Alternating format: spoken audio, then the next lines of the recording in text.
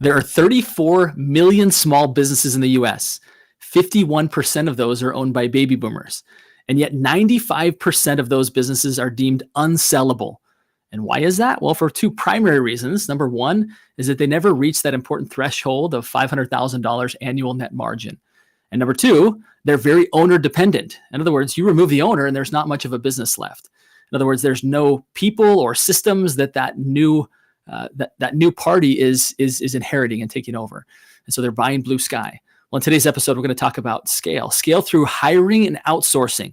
I have an absolute expert, an individual who's built a very successful property management company, exited from it, and now has a full service that helps entities like yours to both outsource and to hire. It's going to be a great episode. If you've ever wanted to figure out how to build a transferable asset, how to have a business that actually scales through the help of other people, but you've been intimidated by the concept of hiring, this episode's for you. It's one you're not going to want to miss.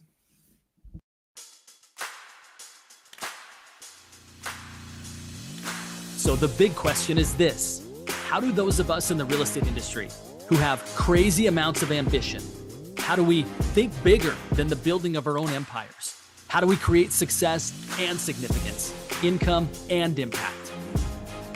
My name is Justin Stoddard. This is my co-host Stephanie Peck. And together we bring you the Think Bigger. All right, welcome back, everybody. Excited to introduce today's guest. I am without my lovely co-host today, but we'll survive because we've got a tremendous guest. Pete Neubig, pleasure to have you on the Think Bigger Real Estate podcast today.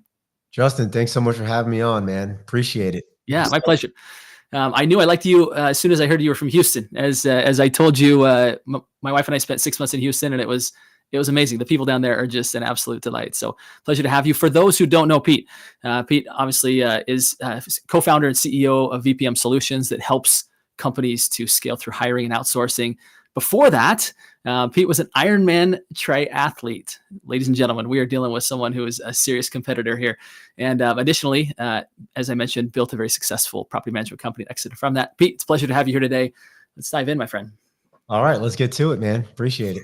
So first question I have to ask, and I know you gave me a disclaimer like, it's been a long time since I've been a triathlete, but there's something to be said for somebody who goes all the way to being an Ironman triathlon. And let me just preface this by saying that I did a sprint triathlon for the first time in a couple of years just this past week. And I was so hooked up, I signed up for the next one. So I'm doing another sprint one here in just a couple more weeks. So I'm kind of hooked, and I've got that big dream. I've been to Kona, Hawaii. I've got this big dream of, maybe not competing in that one. It's like the World Championships, right? But of actually doing an Ironman. So will you tell us what does it actually take to become an Ironman triathlete? Oh man, it's like what it takes to become a great business owner. There's a lot of similarities into Ironman and into owning a successful business. And one day I'll write a whole book on it. But just to give you the Cliff Notes version is first thing I had to do was get my mindset around that I can actually complete an Ironman, because that's originally what it is. Like, you just want to complete it. Then the next thing is, okay, well, how do I even eat this elephant one bite at a time? Yeah, you hire a coach, right? So I hired a coach, and then the coach would draw up the plan. And then I met the Ironman community. And I started hanging out with people who have done 5, 10, 20 Ironmans. And so now I'm in the community. So now it's not your mindset. Your mindset starts moving to, can I complete the marathon, to how fast can I complete it in? Can I compete in it? And so, of course, having that North Star vision, right? Like you're building a business. What's your BHAG goal? My BHAG was finishing an Ironman triathlon at, in May, a year later of when I signed up, right? Then what's the plan? I don't know the plan. So I have the coach, right? The coach then helps you devise the plan, just like a business coach would. Then what's the plan, right? Your plan is you got to set up your marketing. Then you got to set up your sales. Then you got to set up your operations. Well, the plan here is, this is how you start on your run, on your swim, on your lifting, on your diet, right? And then, you have like this mentor group or mastermind group of other triathletes that tell you all the tricks and tips, just like you go and you become join a mastermind group for business owners and find the guys who've been there. Where are the guys who've been in business for 10, 20, 15, 20 years? Just like, I ended up connecting. My first Ironman I did, hooked up with a buddy of mine. He had done like 5 of them. And then his 2 buddies had done like 15 of them.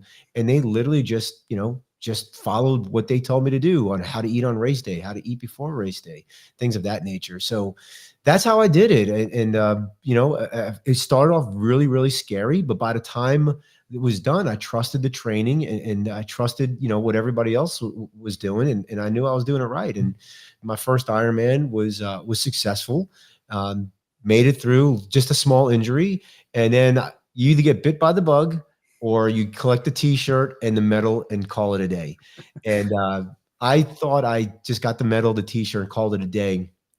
4 years later, another Ironman came in my backyard in Houston, and I got peer pressured into doing that one. And then 4 years later, after that one, I lost a bet and I had to do another Ironman.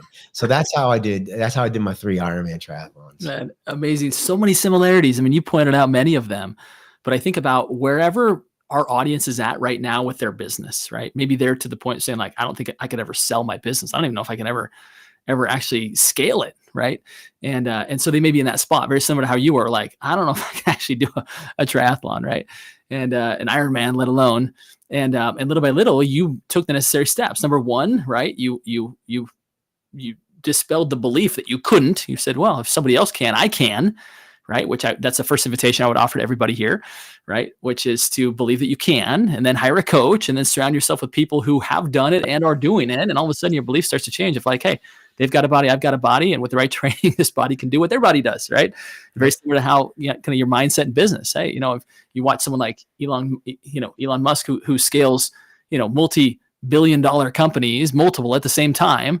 And it's like, well, okay, he has a mind, I have a mind. They're not exactly the same, but like there's things that I can learn and things that I can do in order to produce significant success in my little small corner of the world.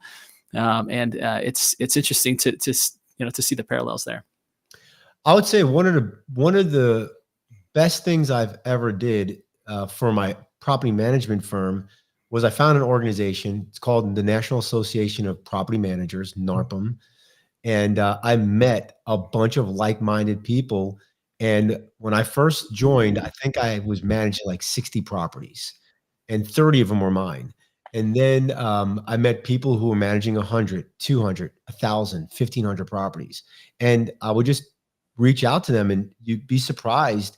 The more successful somebody is, the more time they give you. It's really interesting.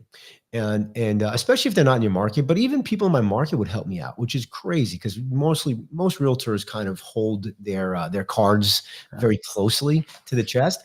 But that was the best thing I've ever done because I found out what everybody else is doing and I just mimicked them, right? Tony Robbins calls it modeling. I literally modeled other management companies, and I didn't build exactly what they built, but I took what they built and I made it mine. And we became, within 5 years, we became one of the top single family property management firms in the country. I truly believe that. And I had people from all over the country coming to my office and seeing how we did things. So it was really, and then of course you just give back. Once you get to where other people helped you, you then pull up the next people and help them. Fascinating, isn't it? You think about, in fact, I was, having built a technology platform with my business partners. It's interesting. I've been studying a lot like successful tech founders, and it's been said that those who won't succeed are those who think that they have, something that's so unique, and they make everybody sign an NDA, and they keep their cards close to their chest, and they don't really tell anybody, right? Because they think that we have something really unique here. And what this it was a big investor. He said, the ones who are successful are the ones who actually say, like they shout it from the rooftops, this is what we're doing. They're not afraid to let their idea out. They realize that if their idea is going to win, they've got to get it in the ears of everybody. And they realize that it's not the idea, it's the execution of the idea. And that's where, right, is that most people won't go, is because it is very hard to accomplish. And to your point, right, the most successful people are the most generous with their time. They're the most generous with their ideas. They're the less secretive, right? Whereas those who aren't really going anywhere with their ideas, like they hold everything in their chest. They think everything's secret sauce. And I think as maybe Kevin O'Leary said once, is that your secret sauce is ketchup. Like, get over it. It's not that unique. It's all about execution anyway, right? So I would encourage anybody who's listening here today, is trying to determine like, oh, I've got this secret sauce that I do in my neighborhood and my business and my, just start sharing it, and you'll probably get people helping you improve the idea, if nothing more, right? And probably, which is more maybe aligned with this episode, is you'll have people that want to come join you. They're like, that's a pretty cool idea. How can I come join your team and be a part of you, right? So, yeah, a lot to unpack there, but I'll hit 2 points. One is you and I both have tech firms right now. I'm in Houston, you're in like Portland area, not tech capitals of the world. There's a reason why everybody that has a tech firm goes to Northern California, to be in that ecosystem, to be around those people, right? So we're doing ourselves a disservice, and I'm too old to move to Northern California. I'm not doing it, and so that's the first challenge that we might have. And if we had other people, now there's some tech stuff here in Houston. I do have to get plugged into that. And the second is, a lot of people have this scarcity mindset. Like, there's so much business, like even single family management, right? You think that's such a small niche business, but there are 30 of us at least in Houston that are managing over 200 properties, if not more. And we help each other. Like, if I'm not a good fit for somebody, I send them to one of my buddies who's in the business. We help each other with ideas. There is just so much business out there, and the people that are so worried about, like, oh, I have to get this much business, or there's not enough business. It's the scarcity mindset. That's a loser mindset, and kind of goes to your point, where the people who keep their cards close to their vest, those are the guys that don't get partnerships. Those are the guys that end up not, a lot of times, not making it. Yeah, really well said. Well, let's talk about this concept, right, that we promised our audience today, which is how to hire. Yeah. And again, most businesses don't scale because it's so owner dependent. Right. And as a result, they can't reach over the threshold that would make it an attractive business anyway. So you obviously have learned this, not just for your own businesses, but also for those that you serve. Walk us through maybe what's the biggest reason why people don't hire? Yeah. Well, I'll let go to grow, right? People are so worried. And especially if you're a new business owner, and if you were an employee, like I was an employee for 20 years before I started my business. And when I started my business, I just never believed that somebody would come work for me and literally do the same amount of work that I would do for a price. I just never thought that, like, no way, no one's going to actually work, right? They're going to steal hours. They're going to come in. They're not going to do the job as good as I can. And I got to tell you, like, not only every time that I actually hire somebody, they ended up over time doing that job better than I could do it. Because that was the one thing they had to focus on. As a business owner, you're focusing on everything, especially if you're in the weeds and doing it, right? When I started Empire Property Management, I was the leasing agent, the property manager, the maintenance coordinator, the leasing assistant, the property management assistant, right? And my business partner was the marketing person, the social media person, the sales person. We were doing everything. We were in all the hats. And until you can hire somebody and then take a hat off, you cannot level up. You'll be stuck. And then what happens is there's burnout, and then you get burnt out, and then you sell the business and it's not sellable. And so you get no money for it, right? You sell the business for, like, just make me an offer. Hey, I'll give you, a couple of cans of Coca-Cola and some peanuts. Great. Yours, and so, but the challenge is, not only do you have to hire somebody, you have to hire the right person and put them in the right seat, right? Jim Collins talks about this in his Good to Great book. Yeah. And I have met so many business owners that have a process for everything. In property management, I got a process for move-ins and move-outs and lease renewals and onboarding and offboarding, you name it. And then I ask them, do you have a process for hiring? And then they look at me like a deer in headlights. And most business owners, because they don't hire often, especially small business owners, they don't hire often, that they're scared to hire because they don't have a hiring system. They don't know how to hire. And so the first couple of hires go like this. Hey, a Facebook family, friends, do you know anybody that's looking to work for us? Right. And then so you hire friends and family. I did this. I made the mistake. I've hired, family, friends, doesn't matter. Doesn't matter if they have any kind of experience. It doesn't matter if they're the right person, the right seat, they embody your core values, whatever. You get them in there. And then, oh my goodness, shocker, it doesn't work for one reason or another. Right. So having a right hiring system, and because of time, I'll just go through it really quick, Justin. Yeah, please. So the first thing is, you have to understand what your core values are. Even if you are a realtor, you own a business, and that business should have core values. And what are those? Those are the characteristics that you embody. Those are your characteristics. Those are the ones that you want to find somebody who's going to be in that foxhole and fight the good fight with you. Or I like to say, that's the core values, is the characteristics that get you the ticket on the boat. Okay.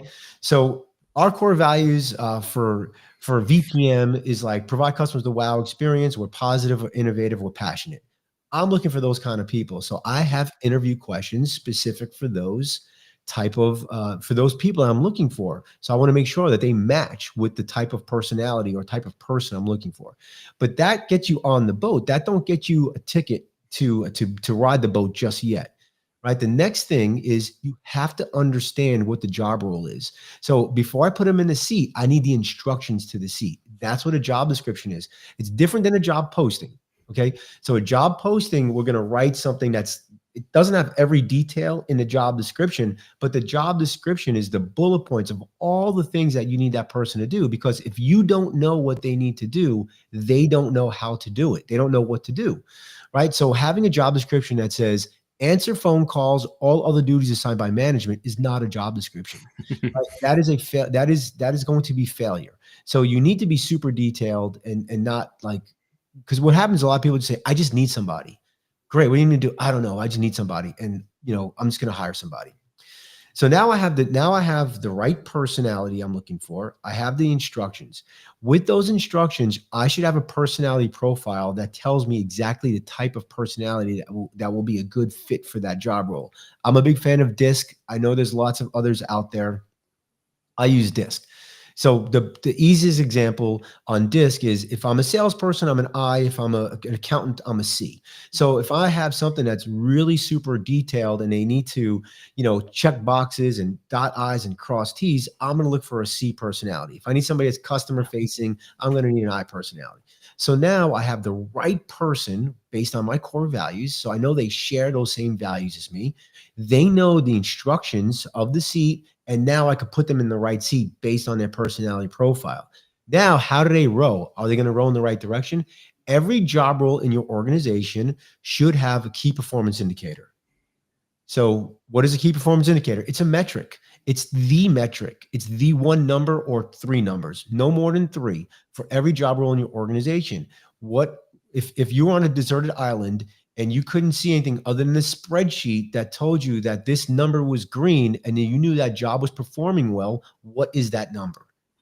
Great way to put it. I love that. Super simplified, right? KPIs can sometimes be overwhelming of how many numbers do I track? What do I track? You just simplified it right there, right? In fact, say that again for us in case anybody missed that. Yeah, it's 1 to 3 metrics. So it's a metric, it's a number. What are the 1, 2, or 3 numbers that you're looking for when you're a deserted island? If those numbers are green, then you know that job role is performing. Great. I don't care if somebody's working 40 hours a week or 20 hours a week. If their numbers are green, then I'm fine with that. I'm fine, honestly, especially if you're hiring remote and you're paying somebody $7, $8, $9, $10 an hour. To me, I pay him 40 hours a week. And I know I'm getting kind of off, but anyway, so that's the deal, right? So find the right person, core values, have the instructions, job description, have to put them in the right seat with a personality profile, get them to roll in the right direction with key performance indicators. If you do that, you will not make that many mistakes. You're still gonna make mistakes. You're still gonna hire wrong people. Yeah, the part that I want to point out is that that's how you attract talent, by the way. Talent does not want to be micromanaged. Talent wants a platform in which they can go become their best self and create their best version of their life. And I think your emphasis on not like over or micromanaging tasks, but it's like, here's the outcome that we want. Here's what I'm going to check in on. If these are green, we're good, right? And as long as you're clear, you've got the right KPIs, right? The right metrics that you're watching, then let people go be great, right? And if they can do that in less hours than a typical workday, or it takes some more, like let them lead and you'll attract leaders, right? So great tips there. Agreed. And the job posting should be written for those core values that you're looking for and for that DISC profile that you're looking for. So instead of just looking at like, here's the job description, right? 4 or 5 lines of the job description with 6 bullet points or 16 bullet points. It looks like every other job description. But what if you said, hey, here's our job posting. Are you are you passionate about customer service? Are you a detailed oriented person that loves spreadsheets? Do you want to go into a thriving company? Do you like, do you like challenges and are good under stress? Right. So things like that, right? Or you say something like, hey, we are an innovative company that has grown over 200% year over year, that's based in technology, that blah blah blah, right? So you're basically writing a posting to attract the type of people. When you have a job posting, you're not looking for 100 applicants, you're looking for the 10 right ones, right? And so if you get too many applicants, you got to sift through the garbage to find the piece, the diamond, so to speak. Whereas you just attract the right people, now you got 7 diamonds out of 10. Select one. What's your take on, and I'm curious, your firm, do you focus more on domestic hiring, people that are here in the US, or are you more focused on helping people hire overseas talent? Yeah, we're probably 99.5% overseas talent. So I built my company on overseas talent. I had 23 people out of 33 people working for me in Mexico and Philippines. And the reason why we had a hard time hiring people in the US for what we can afford to pay them. Right. This is a challenge, especially for a lot of startup businesses that are bootstrapped, or real estate businesses that, you're never going to get VC money. And it's like, oh, well, if I want to hire an assistant, that assistant in Portland might need $60,000 a year to be an assistant. Right. In Houston, it might be $50,000 a year. But in Mexico, it might be $8 an hour. Right. And so what we found is we can hire 3 people for every 1 person in the US.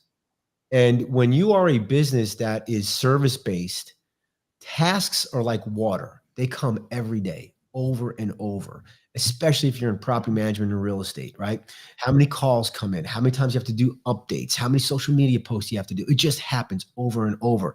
And what happens is when you are becoming a reactive company, now people are calling you to find out what's going on with the offer or what's going on with, the maintenance for that house.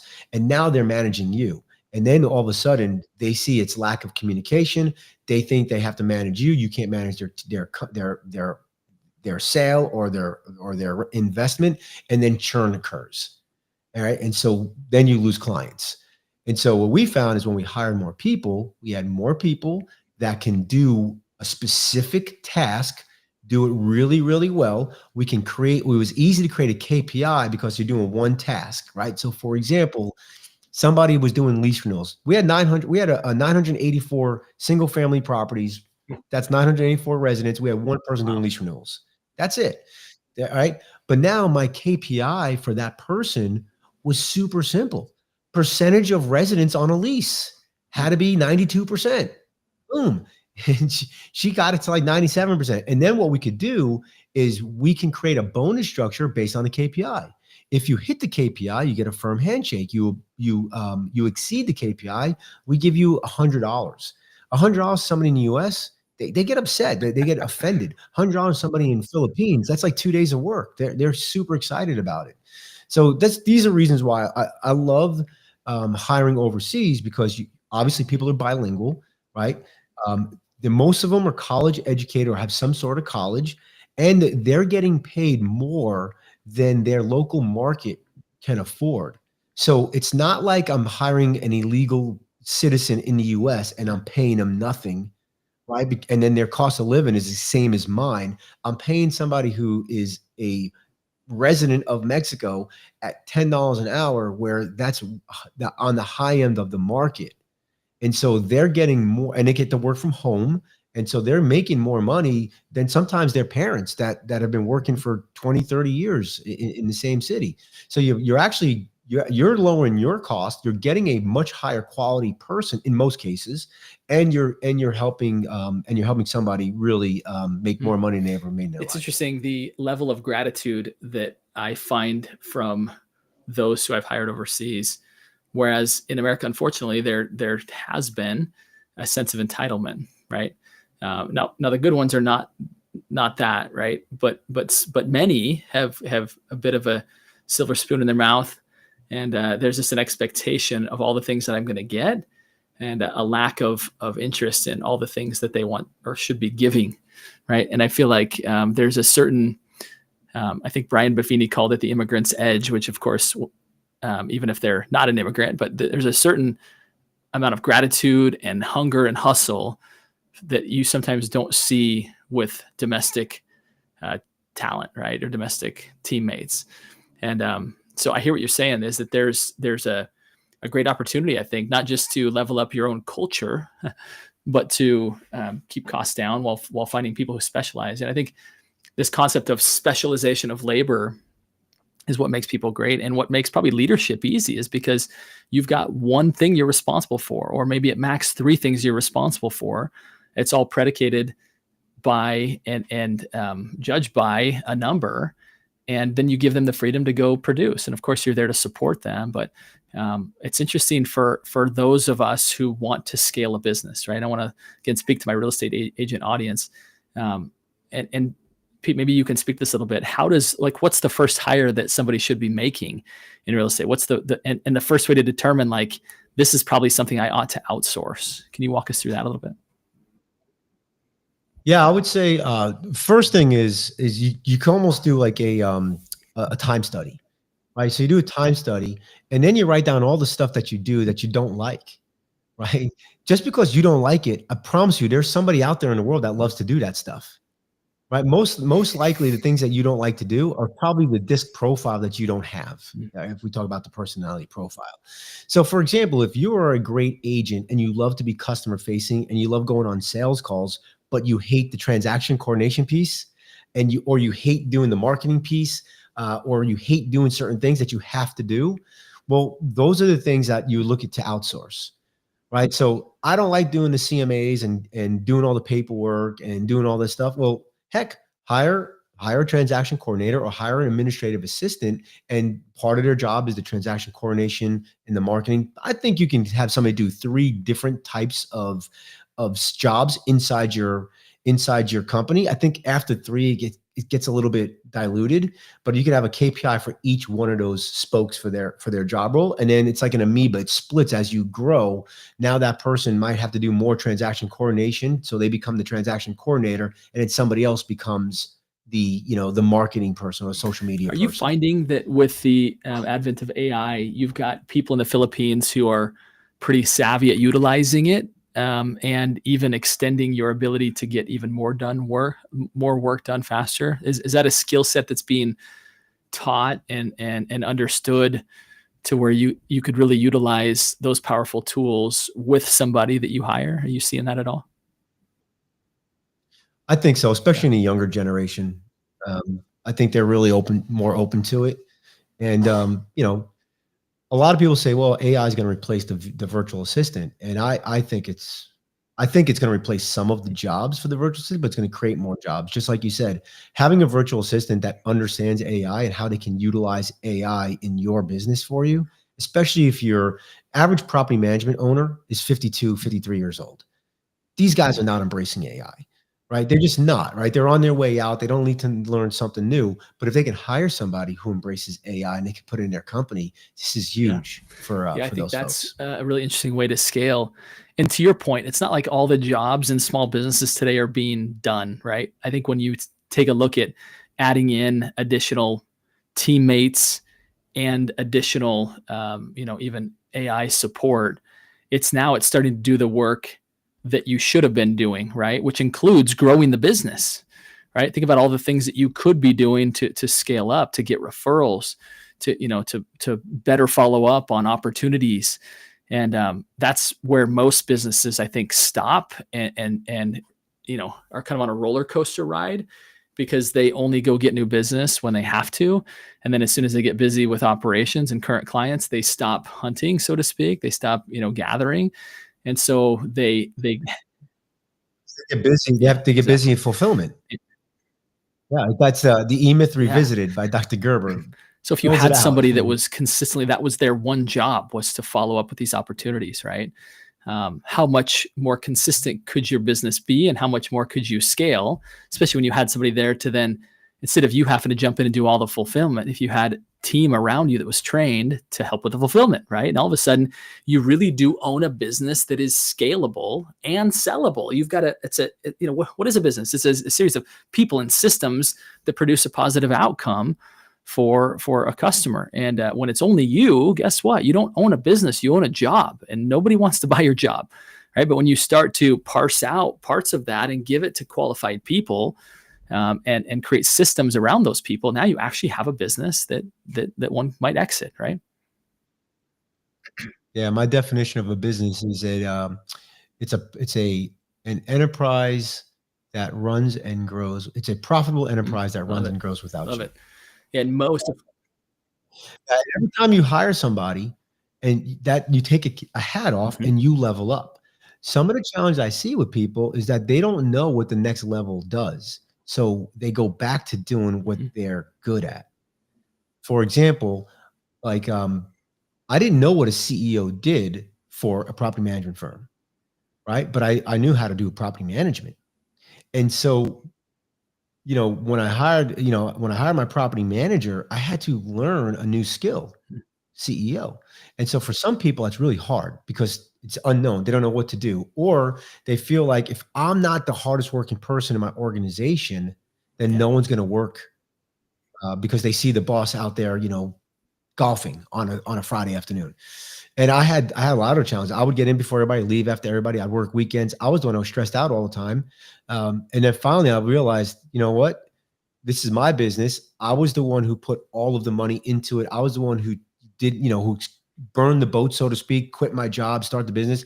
So I'm going to go ahead and just trust everybody that they're going to do their jobs, and I'm going to level up.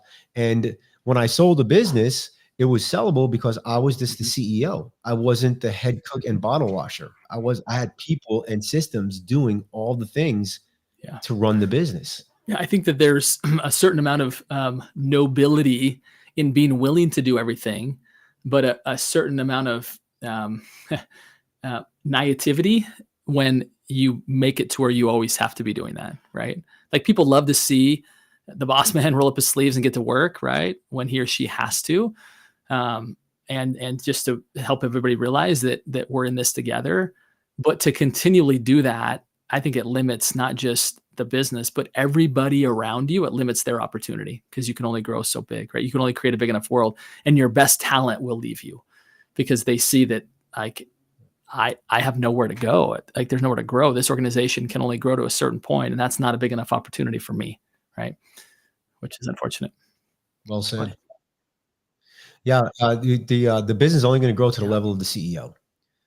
So if you're the business owner and you're the CEO, and you're not being business coach, you're not listening to podcasts like this one, you're not reading books, you're not getting yourself better to become a $1 million, $5 million, $10 million CEO, then you're right. Your business is going to level out, and your good people, your A players, are going to go find. They're going to come work for somebody like me where there's growth. Pete, this has been so insightful. I'd love to just let you talk quickly about your service. In fact, while you do that, I'm going to bring up really quickly your website, because I think it's super interesting for everybody to take a look at here and recognize that there's a service out there that will help people with this, right? Even if you don't feel completely competent at this point, right, to go higher, the good news is you got Pete here who can help you with that, right? VPM Solutions. Again, this is not a promo piece. I just think it's super valuable, right? That's why I wanted to have Pete on, is because most businesses don't scale and they can't sell, and they need help hiring people so that they can. So vpmsolutions.com is where Pete's centered at. Pete, talk to us a little bit about how you help people. Yeah, so we built a platform, a hiring platform, really niche down for the real estate industry.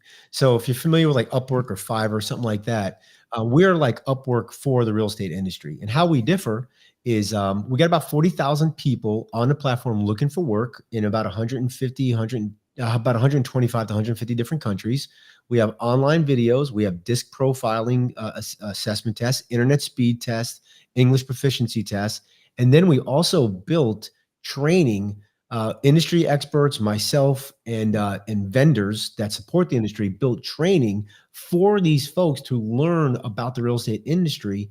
And they take those courses and they have to test out, and they can get a certification, a VPM certification.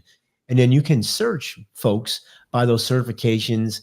And then you can look at their DISC profile, and then you can find them, hire them, and you pay them through the platform. The platform is free for you to use. The way VPM makes money is the remote team member pays us 10% of what they make. We have a DIY model, do it yourself. We have a do it with you model. It's called our white glove, and our white glove is free, where we guide you through the platform. And then we also have a gold glove. It's a paid for service. It's $1,500 per placement, and we will do the whole placement for you. And then you just make the final interview and make the final decision. Love it, Pete. Great stuff. Folks, if you want to grow a business that scales, if you want to grow a business that sells, at some point, it can't be all on your shoulders. You have to learn the art of hiring.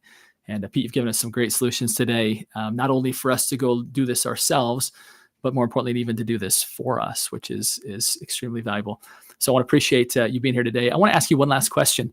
You're a big thinker. That's why you're here on the Think Bigger Real Estate podcast today. What is it that you do to continue to think bigger, to continue to expand your possibilities? What does that look like for you, Pete? For me, I'm a reader. I like to read. I used to just read books just to read them. Now what I do is I try to read books when I'm focusing on a specific challenge or growth or whatever it is in my business. So I'm looking for something that's relatable. So that's when I start reading books, and I try to read the same books over and over now. I used to read as many books as I could. And what I realize is I get a lot more if I read the same book over and over, because the second time, the third time I read it, I'm not in the same position I was the first time I read it, and I get something else out of it. So that's kind of the number one way. I also believe in coaching, and I also believe in mentorship. By the way, Pete, you've offered a really generous offer that if anybody's interested in your golden glove approach, as a result of mentioning this show, you'll get a $500 discount off that. So super kind of you. So anybody that's ready to make the hire, ready to say, it's time for me to do this, and I'd love to just turn it over to somebody, be sure to mention the show. Pete, super generous of you to do that. And I hope that my friends in the real estate industry realize that scaling and selling is within reach, right? But it can't be all within your reach. You need some help. You need some longer arms, and Pete's here to help you to do that. So such a pleasure, Pete. Thank you again for joining us today and for inspiring us both about Ironman triathlons, as well as on how to truly build a business that can scale. So we appreciate you, my friend, and I look forward to staying in touch. Thanks for having me on. Appreciate you.